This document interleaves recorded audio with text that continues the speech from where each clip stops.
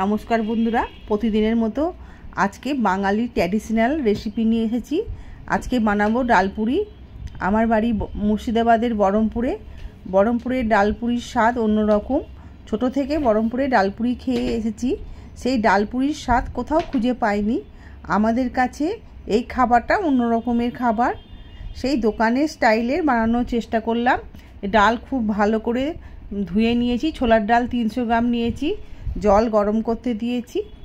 এবার সে একটা ডেচকির মধ্যে এইটাকে আমি সেদ্ধ করব, কারণ কুকারে সেদ্ধ করলে সেদ্ধটা বোঝা যায় না যে সেদ্ধটা কতটা করছি, সেই জন্য ডেচকিতে সেদ্ধ করলাম। আর গোটা গোটা ডেচকিতে এমন করে সেদ্ধ করব যেন গোটা গোটা থাকে, সেদ্ধও হবে অথচ গোটা গোটা থাকবে। বারবার দেখতে হবে সেদ্ধ হয়েছে কি না।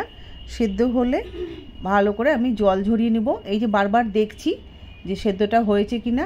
আর ওপরে যে ফেনাগুলো আছে সেই ফেনাগুলো ফেলে দিতে হবে। এদিকে একটা কড়াইয়ের মধ্যে আমি শুকনো খোলাই ভেজে নেব।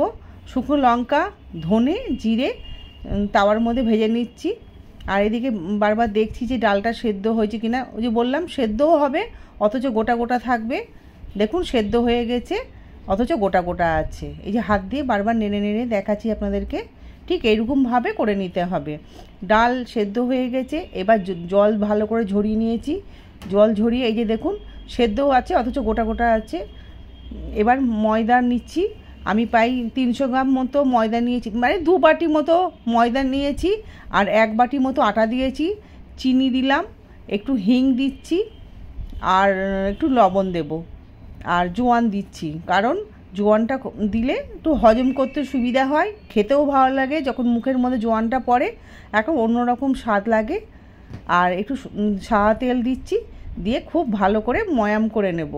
ময়দার মধ্যে ময়ামটা যেমনভাবে মানে মেশানো হবে, ময়দাটা যত ভালো মাখা হবে তত ডালপুরি বলুন, পরোটা বলুন, লুচি বলুন, খেতে স্বাদ হবে। এই যে ময়ামটা দেখুন খুব ভালো করে আমি মিশিয়ে নিচ্ছি। মিশিয়ে এবার উষ্ণ গরম জল দিয়ে ময়দাটাকে ভালো করে মেখে নেব। ঠান্ডা জল দিয়ে আপনারা মাখতে পারেন, কিন্তু উষ্ণ গরম জলে মাখলে কি ময়দাটা নরমও হয় আর খেতে অন্যরকম স্বাদ হয়। খুব ভালো করে ময়দাটা মেখে নেব। দিয়ে ময়দাটা মেখে আমি ন্যাকড়া চাপা দিয়ে রেখে দিচ্ছি। এদিকে ওই যে ডালটা জল ঝরিয়ে রেখেছিলাম ঠান্ডা হয়ে গেছে। এবার মিক্সির মধ্যে আমি বেটে নিচ্ছি। আপনারা শিলনোড়ায় বাটতে পারেন, কিন্তু মিক্সিতে আমি বেটে নিলাম। এই যে এমন করে বেটে নিয়েছি যেন গোটা দানা না থাকে, তাহলে অসুবিধা আছে। একটু লবণ দিয়ে দিলাম, আদা বাটা দিলাম, হিং দিচ্ছি, আর ওই যে তাওয়ায় ভাজা যে মশলাটা ওটা দেবো, আর চিনি দিচ্ছি। চিনিটা কিন্তু আপনাদের একটু বেশি দিতে হবে। এই ভেজে রাখা মশলাটা এবার ছড়িয়ে দিচ্ছি, কারণ চিনিটা বেশি না দিলে খেতে ভালো লাগে না। চিনিটা একটু বেশি দিতে হয় এই ডালপুরিতে। আর এই যে চামচ দিয়ে মাখাতে মাখাতে ঠিক মাখানো হচ্ছে না, তাই আমি হাত দিয়ে ভালো করে ডালপুরির যে পুরটা মেখে নিলাম। আর এইদিকে যে ময়দা মেখে রেখেছিলাম লেচি করে নিচ্ছি। লেচি করে ছোট ছোট করে বাটি আকার করে নেব। আপনারা খুব ছোট করলে কি হবে, ওটা বেরিয়ে যাওয়ার ভয় থাকবে। আমি একটু বড় বড় করে নিয়েছি। দিয়ে এই যে পুরটা তৈরি করে রেখেছি, পুরটা ওই বাটির মধ্যে ভরে দিচ্ছি। এমনভাবে ভরবেন যেন বাইরে বেরিয়ে না যায়, ওইটা একটু আপনাদের সাবধান অবলম্বন করে বানাতে হবে।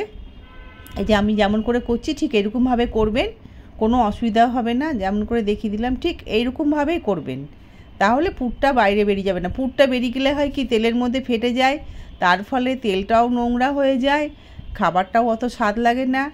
আর যখন খাবেন ডালের ওটা ছিঁড়বেন, পেট ভর্তি যখন ওই পুরটা থাকে মানে ডালপুরির মধ্যে, খেতে অন্যরকম স্বাদ লাগে। এই যে আপনাদের আর একটা তৈরি করে দেখাচ্ছি বাটি। এই যে এবার ডালের পুরটা আবার দিচ্ছি, দিয়ে দেখুন এরকম বাটি করে নিয়েছি। এই যে পুরটা দিলাম, দিয়ে খুব ভালো করে মুখটা বন্ধ করে দিচ্ছি। এই যে দেখুন দেখিয়ে দিচ্ছি, মুখটা এরকমভাবে বন্ধ করে দিচ্ছি। এই যে মুখটা খুব ভালো করে বন্ধ করে দিলাম।